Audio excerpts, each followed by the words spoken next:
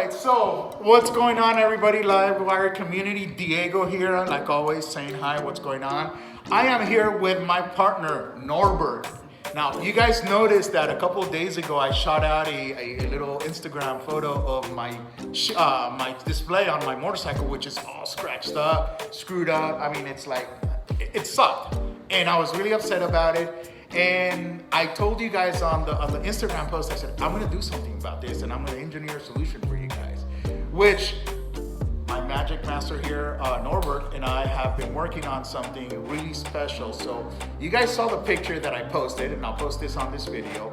And then I'm gonna show you the picture after the fact of the same exact motorcycle, which is, you know, the Carbon Edition red bike that we have here, the only one in existence, with you guys. So here Norbert is gonna show us the process of installing what we created for you guys. So basically, in a nutshell, is we've sat down and done some kind of technical drawings, engineering and stuff like that, and we replicated the size of that screen onto some special substrate, which is 3M substrate, and that substrate is gonna get applied on top.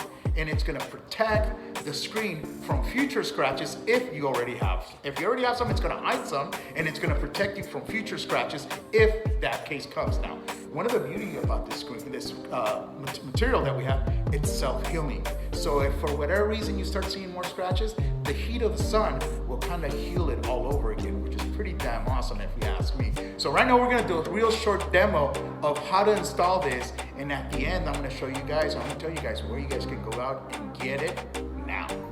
All right, Albert, so show me what's going on. So what do we have here? So basically the idea is here, it's an 8mm paint protection film with a self-healing top coat. And the way it's installed is you use a slip solution, which is basically water with a little bit of lubricant on there. So if you want to go ahead and show the screen, I'm going to go ahead and do it now. Let me flip this camera angle for the viewers so we can get a better...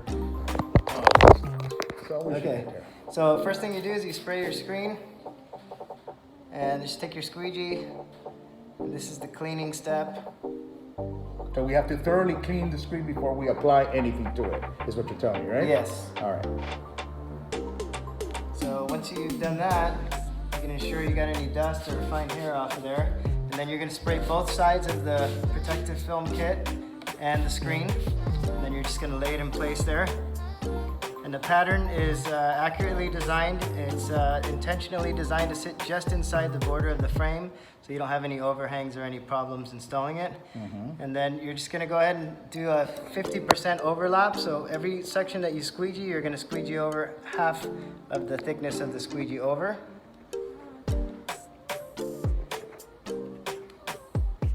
And then it gives you about maybe 20-30 seconds to allow you to slide it into position, so you'll go ahead and center it. And then once that's done, you just spray it one more time and give it about a medium pressure. Just go over it one more time, make sure you got all the water out. And you're done. So those hideous scratches that I had on my bike now have totally disappeared. Yeah, it'll cover the existing scratches as long as they're not like excessively deep. Yeah, if you have really deep scratches, obviously you'll see some dimples on the plastic. Yeah. But that's better compared to what you had before. Yeah, as long as they're fine scratches, it'll hide them. And then any fine scratches that you develop will self-repair themselves just by And that's what blows my mind. Like self-repair. This is like Terminator shit we're talking about. Yeah, which is crazy. The technology has been around for a while. It's primarily used on the outsides of cars. But now we're doing the screens. You get creative, you can use it in other areas.